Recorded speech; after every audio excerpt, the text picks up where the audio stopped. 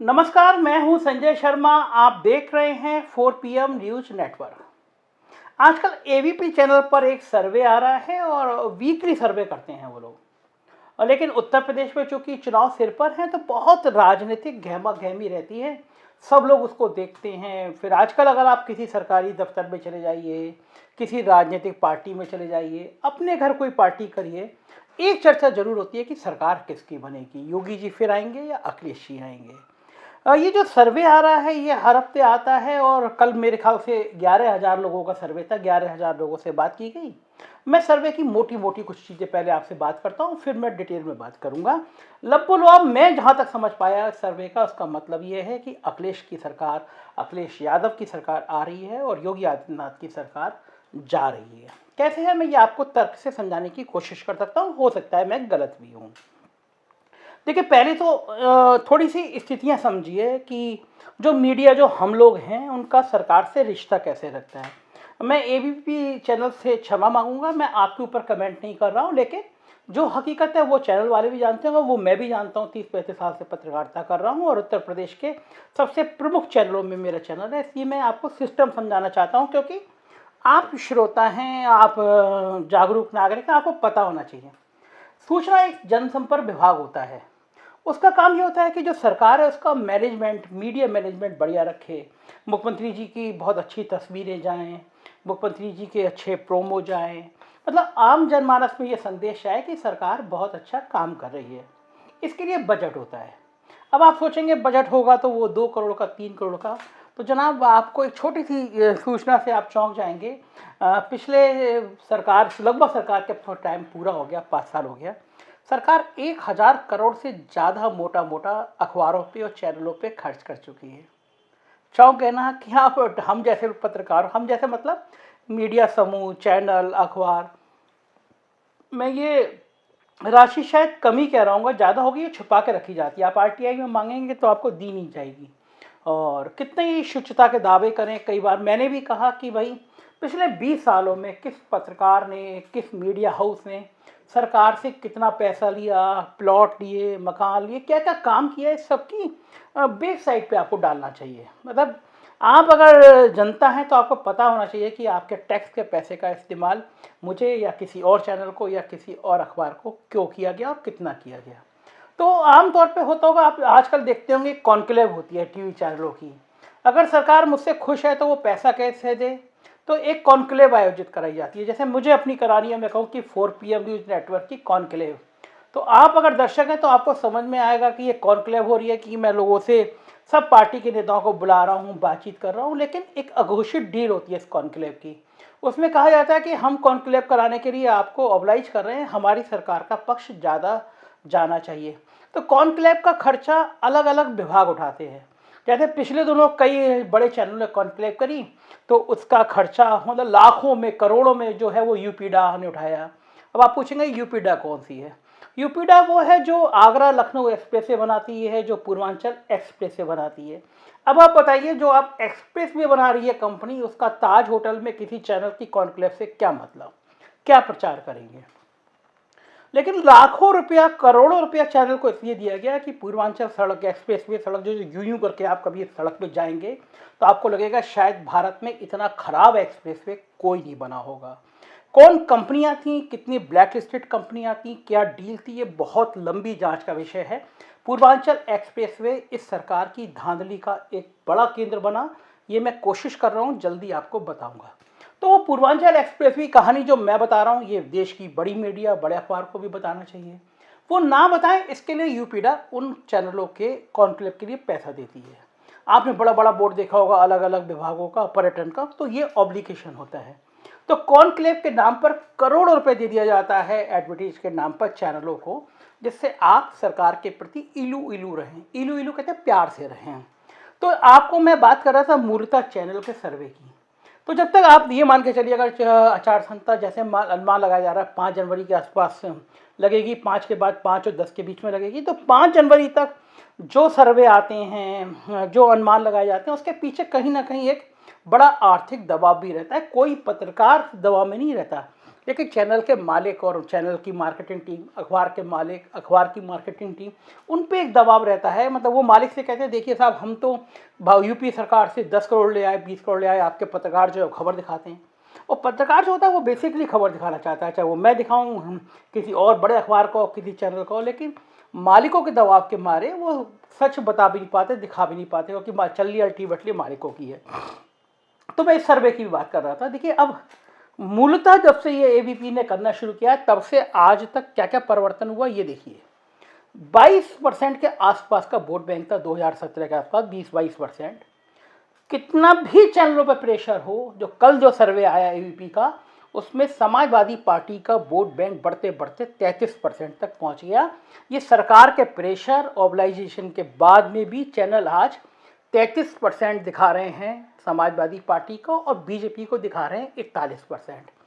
अब आप यहाँ मोटी मोटी दो बातें याद रखिए। दिल्ली का जब चुनाव था तब भी ये चैनल दोनों के बीच कड़ा मुकाबला दिखा रहे थे, कांग्रेस और आम आदमी पार्टी बीजेपी के बीच में त्रिकोणीय मुकाबला। और जब पहली बार रिजल्ट आया तो 3 सीटें आई थी बीजेपी की, बाकी सब आम आदमी पार्टी ने जीती थी। पश्चिम बंगाल में यही चैनल के सर्वे बता रहे थे कि बहुत कड़ा मुकाबला ममता बनर्जी और बीजेपी में सुपड़ा साफ हो गया बीजेपी का। तो ये आप जो मोटा मोटा बताते हैं कि दोनों के बीच में कड़ा मुकाबला है, 33% तक पहुंच गई समाजवादी पार्टी, 41% तक पहुंच गई बीजेपी, अभी भी 7-8%। और एक लाइन आप और सुनिए, कल फिर चैनल की बात और सुनिएगा तो आपको खेल समझ में आएगा। इस चैनल पे कहा जा रहा था ये वो दौर है जब अभी बीजेपी ने चुनावी प्रचार शुरू नहीं किया और अखिलेश यादव ने प्रचार शुरू कर दिया है। वो गोरखपुर चले गए, वो बुंदेलखंड चले गए। अब आप इस भ्रम में मत रहिए कि बीजेपी ने प्रचार शुरू नहीं किया। दरअसल अखिलेश यादव ने बहुत लेट शुरू किया। बीजेपी अब से कई महीने पहले चुनाव प्रचार शुरू कर चुकी है। उत्तर प्रदेश के जिले जिले में उसके केंद्रीय मंत्रियों की मीटिंग हो चुकी है। प्रधानमंत्री ताबड़तोड़ बुंदेलखंड की, पूर्वांचल की एक्सप्रेसवे की यात्राएं कर चुके हैं, रैली कर चुके हैं। अब वो चैनल में क्या कहा जा रहा है? चैनल में कहा जा रहा है बीजेपी ने अभी तक चुनाव प्रचार शुरू नहीं किया, ये प्रधानमंत्री की रैलियां, ये सरकारी रैलियां हैं। अब आप खुद सोचिए, सरकारी रैली में क्या प्रधानमंत्री ये कह सकता है? सरकारी रैली मतलब सरकारी आयोजन, मतलब जो रैली हो रही है उसका पूरा खर्चा सरकार देगी, और सरकार की रैलियों में निजी खर्चे नहीं हो सकते। तो क्या प्रधानमंत्री किसी सरकारी रैली में कह सकते हैं कि पिछली सरकारें जो थी वो निकम्मी थी, पिछली सरकारों में भ्रष्टाचार था? क्या सरकारी कार्यक्रम में मुख्यमंत्री कह सकते हैं जिन्ना दंगे, कैराना के दंगे, मुजफ्फरनगर के दंगे, जिन्ना? ये सरकारी रैलियों में नहीं कहा जाता ना। ये जो नाटक करते हैं ये सब प्राइवेट रैलियों में किया जाता है, आपको ब्रेन वॉश करने के लिए किया जाता है। तो पहली बात तो ये सरकारी रैलियां नहीं थी, पैसा सरकार का था, सरकार की रैली का नाम था, लेकिन ये चुनाव प्रचार की शुरुआत थी भारतीय जनता पार्टी की, ताबड़तोड़ चुनाव प्रचार की शुरुआत थी। प्रधानमंत्री ने चुनाव की घोषणा से पहले जो दौरे की हैं पूर्वांचल बुंदेलखंड के, उसने ये साफ कर दिया कि बीजेपी के पैरों के नीचे से जमीन खिसक गई है। बहुत सीनियर पत्रकार हैं शीतल पी सिंह जी, बहुत सीनियर, उन्होंने मुझे बताया, मेरी डिबेट में उन्होंने कहा कि वो जब पूर्वांचल एक्सप्रेसवे का उद्घाटन हो रहा था तो वो गए, वहाँ पे मनरेगा के मजदूर लाए गए थे। मजदूरों ने में किसी में कहीं नारा नहीं लगा मोदी जी जिंदाबाद, मोदी जी जिंदाबाद, हर हर मोदी, घर घर मोदी, अभी नारे गायब हो गए हैं। कुर्सियां खाली थी रैली में। उसके बाद जो आपने देखा होगा डीएम की तरफ से लेटर जारी हो रहे थे, करोड़ों रुपए फूंक दिए जा रहे थे कि बसें भरनी चाहिए, बसें दे दी गई हैं, लोग आने चाहिए। इलाहाबाद में कार्यक्रम रखा था, 5 तारीख को आने वाले थे प्रधानमंत्री जी, मैंने वो शासनादेश वायरल कर दिया, मैंने स्टोरी बना दी, तो वो कार्यक्रम टल गया। 2 लाख महिलाओं को इलाहाबाद पहुंचने का टारगेट दिया गया था, कारण कि भीड़ नहीं जुट रही थी। और दूसरी तरफ आप देखिए, आजमगढ़ से अखिलेश यादव शुरू करते हैं सुबह सफर, और सुबह 4 बजे लखनऊ पहुंचते हैं। पूरी रात पूर्वांचल एक्सप्रेस में हजारों लाखों लोग खड़े रहते हैं। ये जो अंदर का स्फूर्ति, जो अंदर का उत्साह दिख रहा है, वो समाजवादी पार्टी के कार्यकर्ताओं में दिख रहा है। भारतीय जनता पार्टी के कार्यक्रमों में तमाम वीडियो ऐसे वायरल हो रहे हैं जिसमें कुर्सियां खाली पड़ी हैं। तो ये कहना चैनल का कि अभी बीजेपी ने प्रोग्राम शुरू नहीं किया, कार्यक्रम शुरू नहीं किया, गलत था। दूसरा, मैंने दिल्ली का और बंगाल का उदाहरण देके बताया आपको। जब जहां वो बराबर बराबर कह रहे थे वहां सफाई हो गई। इसका मतलब है एक नेता, एक पार्टी 22% से 33% तक पहुंच रही है, एक पार्टी वहीं दिखाई दे रही है। और चुनाव से 2-3 महीने पहले जिसका ग्राफ बढ़ता है उसी की सरकार बनती है। ये मैं बहुत चुनाव, दसियों में चुनाव देख चुका।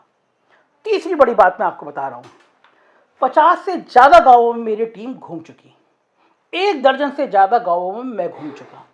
मैं बिल्कुल सामान्य होकर बात करता हूँ, मैं जानने की कोशिश करता हूँ चल क्या रहा है। आप यकीन करेंगे, 100 लोगों से बात कर रहे हैं तो 80 लोग कह रहे हैं समाजवादी पार्टी आ रही है। लखनऊ विश्वविद्यालय में मेरी रिपोर्टर गई, मैंने कहा जरा मालूम करके आओ सीन क्या है। निधि मिश्रा गई, वहां पे नौजवानों के बीच में अचानक पहुंची, बात करना शुरू करी। अगर उसने, आप देखिएगा वीडियो पड़ा हुआ है, वो 20 नौजवानों से बात की तो उसमें से 18 अखिलेश यादव कह रहे हैं। मैं चलते फिरते रेस्टोरेंट में, बैंक में, कहीं भी बात कर रहा हूं तो लोग अखिलेश यादव कह रहे हैं। तो ये भ्रम जो मीडिया का प्रायोजित भ्रम है, जिसको आप लोग गोदी मीडिया कहने लगे, जो आपको सच नहीं बताता, साफ नहीं बताता, तो तब भी वो 33% पे दिखा रहा है। हकीकत यह है कि चुनाव अब 2 हिस्सों में बट गया है, या तो बीजेपी या बीजेपी के खिलाफ। और ये स्थिति देश में जहां भी बनी है, या तो बीजेपी या बीजेपी के खिलाफ, वहां बीजेपी का सूपड़ा साफ हो गया है। मेरे एक दोस्त हैं, बहुत बड़े राजनीतिक विश्लेषक हैं, बहुत सही से अनुमान करते हैं। वो मुझसे शर्त लगाने को तैयार थे कि बीजेपी 120 सीटें क्रॉस नहीं कर पाएगी। मैं कहा यार इतना हो सकता है क्या? लेकिन मैं बड़ा हैरान हूं। मैं वो देख रहा हूं कि गांव से मेरे रिपोर्टर लौट के आते, मैंने वो एकदम ओरिजिनल बाइट्स देखी कि क्या बता रहे लोग नाराज हैं कि गांव में हाल खराब है। मतलब आवारा जानवरों ने जीना हराम कर दिया है। पूरे 90 साल का बूढ़ा आदमी खेत में रात गुजार रहा है। महंगाई ने कमर तोड़ दी है और जातिवाद का मुद्दा हावी है। योगी आदित्यनाथ जी को सीएम की घोषणा करने के बाद पिछड़ी जातियों में बहुत गुस्सा है। उनको वो कितना ही आप कह लें वो भगवाधारी हैं, वो गेरुआ वस्त्र पहनते हैं, लेकिन वो ठाकुर हैं। ये छवि गांव तक पहुंच गई और ये छवि बीजेपी को बहुत डेंट पहुंचा रही है। क्योंकि बीजेपी बहुत दिनों बाद इस स्टेज में आई थी कि वो पिछड़ी जातियों को, गैर पिछड़ी में प्रमुख छोटी पिछड़ी जातियों को एकजुट कर रही थी। उन पिछड़ी जातियों में संदेश चला गया कि एक ठाकुर साहब हैं जो 5 साल तक किसी की नहीं सुनते हैं। ये चर्चाएं हैं गांव में। ये बीजेपी को बहुत नुकसान पहुंचा रहा है। तो अब हालात क्या है पॉलिटिकल, आने वाले दिनों में हम लोग डिस्कशन करते रहेंगे, बात करते रहेंगे। लेकिन ये चैनल का सर्वे और मेरी टीम का सर्वे, अगर इन्होंने 11,000 लोगों से बात की है तो शायद मेरी टीम भी अब तक 8-10 हज़ार लोगों से बात कर चुकी है। 80% एक तरफा चुनाव दिख रहा है। और सबसे बड़ी बात, और हाँ आखिर में, मथुरा नहीं चल पा रहा, काशी और राम मंदिर नहीं चल पा रहा। पता लोग क्या कहते हैं? लोग कहते हैं भाई साहब इनके पास है क्या, यही बात करते हैं। दरअसल आप जो पत्ते चलने चाह रहे हो राजनीति में, वो पत्ते खुल जाए ना पहले, तो आपके पत्ते पिट जाते हैं। तो ये मैसेज हो गया कि यार ये लोग सिर्फ हिंदू मुसलमान, भारत पाकिस्तान तालिबान की बात करेंगे। तो जब आप अचानक से जिन्ना, अचानक से राम मंदिर, अचानक से कहना ना, तो लोगों को मन ऊब गया। यार डेवलपमेंट की बात करो, सड़कों की बात करो, अस्पताल की बात करो। ये बीजेपी को बहुत झटका लग रहा है। देखते हैं आगे आगे क्या होता है। अगर आप हमारी थोड़ी सी मदद करिए, हमें सरकारों से विज्ञापन नहीं चाहिए, इस शर्त पे बिल्कुल नहीं चाहिए कि हम अपनी जबान बंद रखें, आपको सच ना दिखाएं। आपको लगता है हम बेखौफ होकर पत्रकारिता करें तो इसकी थोड़ी मदद करिए। एक नंबर है, इस नंबर पर मैसेज करिए, कुछ मदद करिए। हम दमदारी से, ईमानदारी से आप तक अपनी बात पहुँचाएँगे। दोस्तों से कहिए सब्सक्राइब करें। यही वो चैनल है जो आपको सच और सिर्फ सच दिखाएगा। Thank you.